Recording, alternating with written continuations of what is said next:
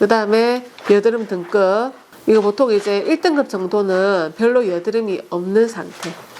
그러니까 이제 이거는 화이트헤드 정도. 아까 말했죠, 그죠? 그리고 이거는 화이트헤드에다가 어쩌다가 염증 조금 정도 올라오는 단계, 2단계. 그 다음에 이거는 조금 더 이제 여드름하고 이게 좀 커지는 상태. 점점 이제 염증도 좀 더 많아 보이고 하는 상태. 이때부터는 이미 색소 침장이 조금씩 생기는 거예요. 그래서 이때는 이제 피부도 많이 4단계, 3, 4단계 정도 되면 염증도 많아지게 되고, 이때는 이제 그냥 자른 것만으로는 조금 이제 답이 안 나와요. 박힌 것도 제법 많아지기 때문에 이럴 때는 MDS를 하고 미세학 조침 해가지고 적극적으로 여드름 치료도 하고 자국도 치료를 해야지 되는 단계예요. 그 다음에 이제 5등급, 6등급은 이미 패인 자국이 나타나요.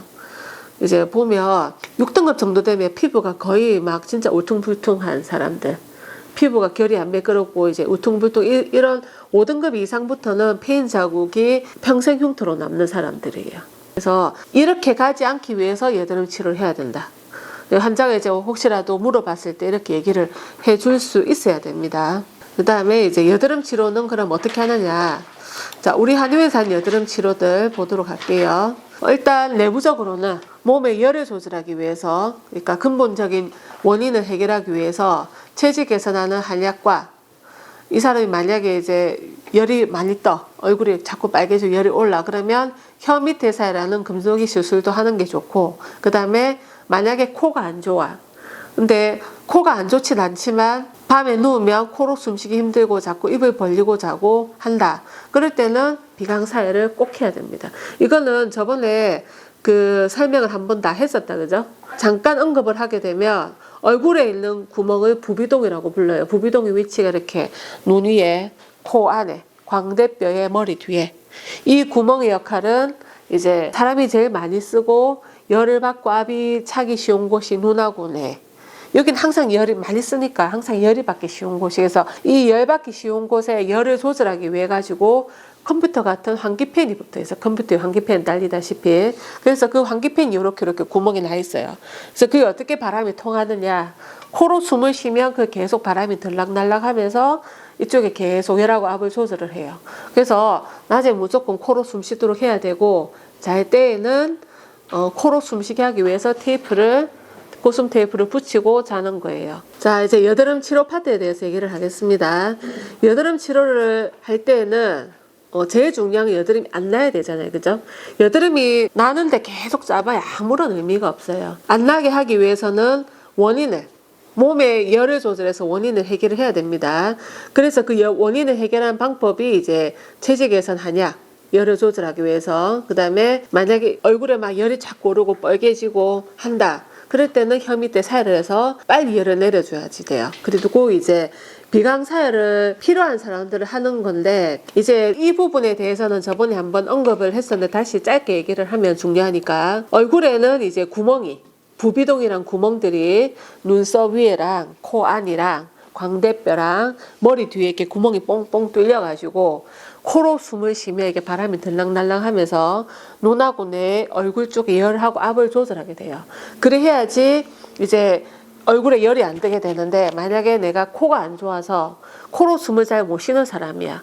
그럼 당연히 코 치료를 해야지 돼요. 안 그러면 계속 이쪽에 열이 차기 때문에 염증을 더 많이 유발을 하게 되겠다. 그죠? 그래서 비염이 있거나, 근데 환자분 중에는 비염이 없다 하는데 코로 숨쉬기 힘들다는 사람들이 제법 있어요.